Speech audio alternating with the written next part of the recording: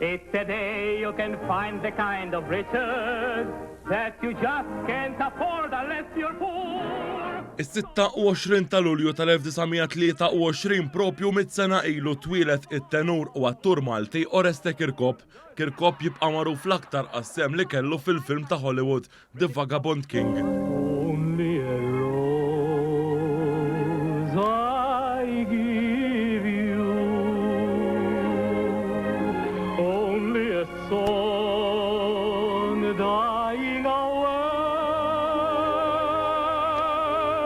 Huwa għamel id-debut tiegħu fl-opera fil-25 ta' Frar tal-1945 fir-Radio City fil-Ħamrun dwar Oreste Kirkop u niskellem mal-kritiku tal-films Mario Azzopardi. Oreste Kirkop saħħar ħafna udjenzi għaw Malta, barra minn Malta, Covent Garden, Hollywood Bowl u ħafna postijiet oħrajn. U fi żmien meta f'Hollywood kien hemm Mario Lanza li kien qiegħed naturalment fuq kulħadd u n-nies iridu jmorru jaraw il-films tiegħu, speċjalment dawk li kienu mal-MGM, il-kumpaniji rivali rridu xi ħadd li huwa bħalu jew joqrob leh.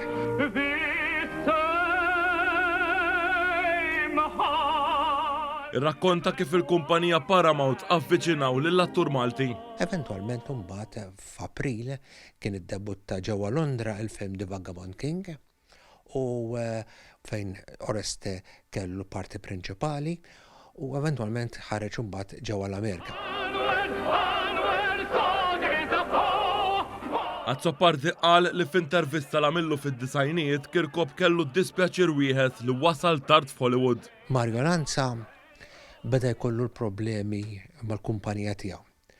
U qisu l-udjenza Amerikana qisha ridet timxi lilin minn dawn it-tip ta' films.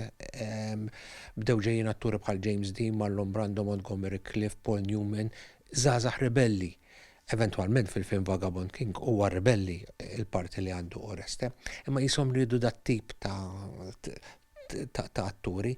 Oreste Kirkop iżżewweġ lil martu Therese u kellhom żewġ titfal. Huwa irtira mill-kant fl-età ta' 37 sena fl-1960 minħabba problemi f'qalbu.